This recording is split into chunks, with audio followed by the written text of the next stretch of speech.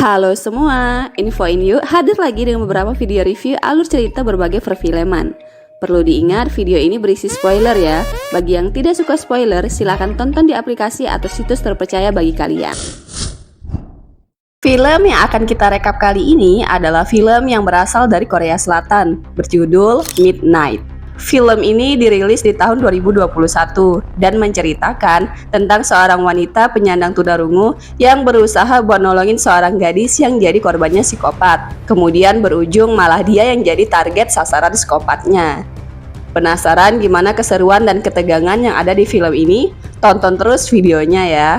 Dan biar kami lebih semangat lagi buat kontennya, jangan lupa subscribe, like, dan tekan tombol loncengnya ya, biar kalian tahu video-video terbaru dari kami. Terima kasih. Film berawal dari seorang wanita yang berjalan sendirian sehabis pulang dari kerja. Tiba-tiba ada seorang pria bernama Dosik yang menawarkan tumpangan. Wanita ini menolak karena dia sama sekali nggak kenal sama Dosik. Ditolak, Dosik ini nggak pergi. Dia malah membuka pintu mobilnya, terus mengeluarkan suara minta tolong. Wanita ini penasaran, terus dia hampirin. Ternyata itu taktik Dosik buat menjebak wanita ini. Dan wanita ini pun masuk dalam perangkapnya dia dan menjadi korbannya. Lebih parahnya lagi, Dosik ini melapor sama polisi. Dia berakting seolah-olah jadi saksi yang melihat dan menemukan korban. Mana tingkahnya santai banget, seolah-olah itu udah biasa dia lakuin. Yaps, Dosik ini adalah pembunuh berantai yang pintar banget memanipulasi orang guys. Jadi itu kenapa polisi percaya aja sama dia. Beralih di sebuah perusahaan pelayanan, ada seorang wanita tunarungu bernama Kyungmi yang bekerja sebagai konselor bahasa isyarat bagi tunarungu. Dianggap berbeda, kadang Kyungmi ini sering banget dilecehkan sama rekan kerjanya, walau itu secara perkataan. Apalagi Kyungmi ini pandai membaca gerakan bibir orang. Dia bales mereka dengan bahasa isyarat. Mereka nggak ngerti kan? Nah itu lebih bagus. Jadi dia bisa sepuasnya membalas rekan kerjanya yang nggak sopan itu. Kyungmi ini juga kalau pulang kerja selalu menyempatkan diri buat menjemput ibunya yang juga menyandang tunarungu. Di tempat lain juga ada seorang kakak dan adik yang cuma tinggal berdua. Sang adik perempuan yang namanya Sojung ini sangat disayangi banget sama kakaknya. Bahkan kakaknya itu selalu cemas kalau Sojung telat pulang ke rumah. Nah kakaknya ini sendiri namanya Jungtak. Dia adalah mantan perwira polisi. Suatu malam saat sudah sampai di gang rumah, Kyungmi menyuruh ibunya turun duluan dari mobil karena dia mau parkirin mobil di basement. Kyungmi nyuruh ibunya buat nunggu di dekat tombol emergensi. Ternyata di sana udah ada Dosik yang lagi mencari korban selanjutnya. Dia mengincar ibunya Kyungmi. Hampir aja ibu Kyungmi mau dipukul, datang nih Sojung yang lagi asik teleponan sama kakaknya. Nggak jadi nangkep ibunya Kyungmi. Dosik kesal dong karena Sojung menggagalkan rencananya. Akhirnya dia mengubah target, Sojung yang menjadi korban selanjutnya. Kembali ke Kyungmi, dia udah selesai parkirin mobil dan hampir mau ketemu ibunya. Dia kaget karena tiba-tiba ada sepatu terlempar ke arahnya dia.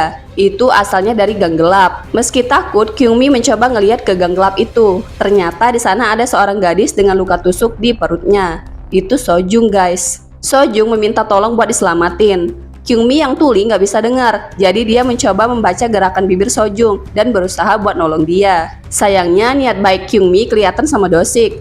Dosik menyerang Kyungmi dengan menjambak rambutnya dan mengancamnya dengan sebuah kapak. Untungnya Sejung bisa menerjang Dosik hingga Kyungmi punya kesempatan buat kabur. Kyungmi lari sampai ke basement tempat dia parkir mobil tadi. Biar nggak ketahuan sama Dosik, dia pelan-pelan buka pintu mobilnya. Di mobil Kyungmi ada pendeteksi suara. Pendeteksinya gerak-gerak, tanda ada suara. Ternyata Dosik udah ada di kursi belakang, lagi ketawa-ketawa. Kyungmi nggak bisa ngapa-ngapain, dia cuma bisa pasrah disuruh psikopat ini buat jalan.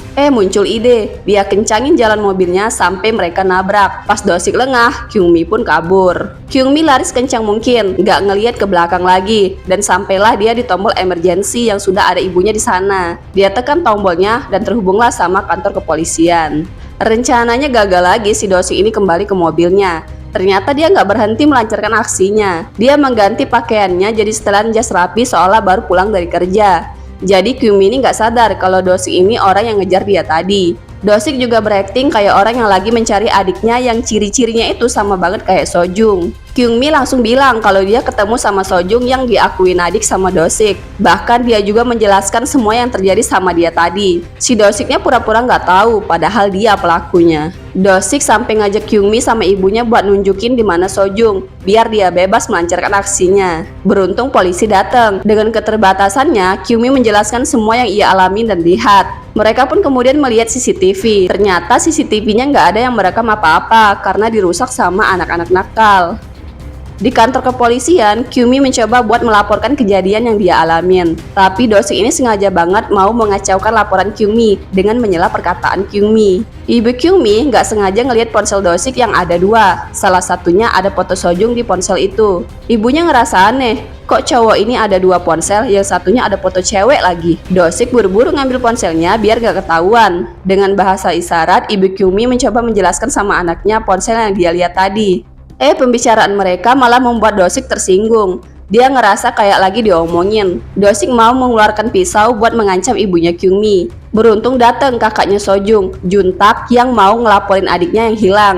Juntak nunjukin foto adiknya ke ibunya Kyungmi. Tapi ibu Kyungmi nggak sadar kalau foto itu mirip dengan ponselnya Dosik. Terus Juntak nunjukin ke Kyungmi. Kyungmi langsung bilang kalau dia ketemu sama adiknya dan pelaku penculikan adiknya. Kyungmi bilang kalau pelakunya itu psikopat. Akhirnya ibu Kyungmi mulai sadar kalau Dosik lah yang lagi dibicarain sama anaknya. Tapi Dosik langsung mengancam ibunya bakal membunuh putrinya kalau si ibu ngasih tahu ke anaknya. Dosik ini gila, lagi di kantor polisi aja dia nggak takut buat membunuh kakaknya Sojung. Ibu Kyungmi mencoba berteriak sekeras mungkin. Syukurnya Juntak dengar, dia pun menahan pisau dari Dosik. Jadinya mereka berantem dan Juntak mulai sadar kalau si Dosik inilah pelaku yang udah menculik adiknya. Kyungmi sama ibunya manggil polisi buat nangkep Dosik.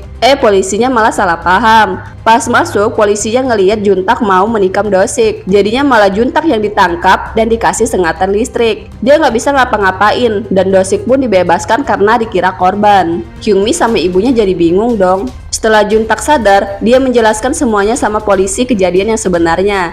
Polisi pun meminta maaf dan segera mencari psikopat dan adiknya. Kyungmi sama ibunya kemudian diantar pulang. Tiba-tiba lampu pendeteksi suara di rumah mereka kedip-kedip, tanda ada suara yang cukup keras. Ternyata mereka kedatangan atasan ibunya yang mau mengajak ibu Kyungmi buat nganterin baju laundry. Nah sekarang Kyungmi cuma sendirian doang di rumah. Ternyata Dosik tahu alamat Kyungmi yang dia lihat di berkas laporan Kyungmi tadi. Dosik bisa masuk ke rumahnya dengan santai banget. Lampu pendeteksinya juga kedip-kedip lagi. Udah itu mati.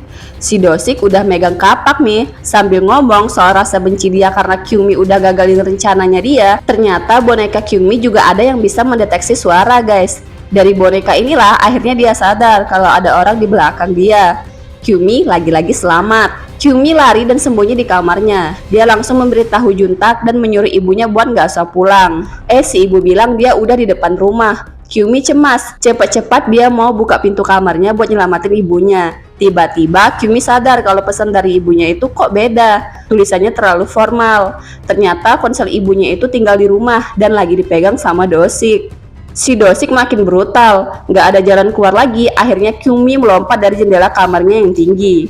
Dia lari sekencang mungkin dari kejaran Dosik. Juntak udah sampai di dekat rumahnya Kyungmi. Dia ngelihat mereka kejar-kejaran. Juntak pun mengejar mereka. Malangnya Kyungmi lari ke jalan buntu. Bersamaan itu Juntak juga datang mau menangkap Dosik. Dosiknya malah ngancam dia bakal bunuh diri dan Juntak gak bakal ketemu sama adiknya. Atau Juntak pergi dari sana dan dia bakal ngasih tahu alamat adiknya. Juntak yang udah kalut mencari adiknya, dia percaya aja. Dia minta maaf sama Kyungmi dan pergi ke alamat yang dikasih sama Dosik. Ternyata Juntak dikibulin. Alamat yang dikasihnya itu alamat Kyungmi. Kyungmi sekarang udah terjebak sama Dosik. Dengan menangis, dia ambil pasir terus dia lemparin ke Dosik. Dia berhasil lolos lagi dan mereka kejar-kejaran lagi. Ibu Kyungmi udah tahu yang terjadi sama anaknya. Juntak mencoba buat nenangin, tapi ibu Kyungmi tetap pergi buat mencari anaknya. Kyungmi masih berlari dari Dosik sampai Dosik nggak kelihatan. Kaget dia ngelihat Sojung keluar dari mobil Dosik. Kyungmi membawa Sojung bersembunyi. Dosik datang dan ngelihat Sojung udah nggak ada di mobilnya. Kyungmi punya ide biar mereka bisa nelpon polisi. Dia pancing Dosik buat ngejar dia dan ninggalin Sojung di sana dengan ponselnya. Setelah Dosik ngejar Kyungmi, Sojung akhirnya bisa nelpon kakaknya dan dia pun selamat. Sojung langsung ngasih tahu kalau Kyungmi pergi ke pusat kota mancing Dosik buat nyelamatin dia. Bener aja, sekarang Kyungmi sudah di pusat kota. Kyungmi mencoba minta bantuan sama orang yang berada di sana, tapi nggak ada satupun mereka yang ngerti bahasa isyaratnya dia, dan mereka malah takut sama Kyungmi karena Kyungmi sambil megang pisau gitu nodongin ke Dosik. Dosik ngambil kesempatan itu dengan berakting, bilang kalau Kyungmi itu adiknya yang lagi frustasi. Orang-orang percaya aja, Kyungmi ngerasa mungkin nggak ada yang bisa bantuin dia kabur lagi. Tentara yang ngelihat kejadian tadi dengan bodohnya malah ngantarin Kyungmi ke Dosik dan nyuruh Dosik buat jagain adiknya. Mana pisau yang dipegang Kyungmi tadi dikasih lagi sama Dosik. Dosik membawa Kyungmi ke gang gelap, hampir aja dia mau dibunuh, datang Juntak. Juntak langsung menerjang Dosik dan memukulnya sampai Dosik pingsan. Ternyata dia pura-pura pingsan. Saat Juntak lengah, dia pukul Juntak sampai nggak sadarkan diri. Kyungmi mengambil pisau dia tadi dan kabur dari sana. Dosik kehilangan Kyungmi. Nggak sengaja dia ketemu ibunya Kyungmi yang lagi mencari anaknya. Kyungmi ngelihat ibunya bersama Dosik. Dengan sangat kesal, dia langsung berlari ke arah ibunya. Tak kirain dia mau menusuk Dosik, ternyata dia menusuk dirinya sendiri. Kyungmi menjebak Dosik seolah-olah Dosik yang menusuk dia. Semua orang kaget dan mulai menyudutkan Dosik. Polisi yang mau mengamankan situasi kena imbas kekesalan Dosik yang mulai tersudut. Di sini kerennya, Kyungmi tersenyum di hadapan Dosik dan mengejeknya dengan bahasa isyarat, yang bikin Dosik makin kesal dan mencoba mengejarnya. Dosik pun akhirnya dihentikan sama polisi dan dia pun tewas di tempat. Hari berlalu, Kyungmi dan ibunya berada di pantai. Mereka didatangin Sojung dan kakaknya yang juga ada di sana. Berkat kejadian mengerikan itu, mereka akhirnya jadi dekat layaknya keluarga besar. Dan film pun selesai. Nah, gimana menurut kalian alur ceritanya? Apakah sudah cukup menghibur? Jika ya, jangan lupa tekan subscribe dan like-nya ya. Terima kasih sudah menonton dan sampai jumpa di video selanjutnya.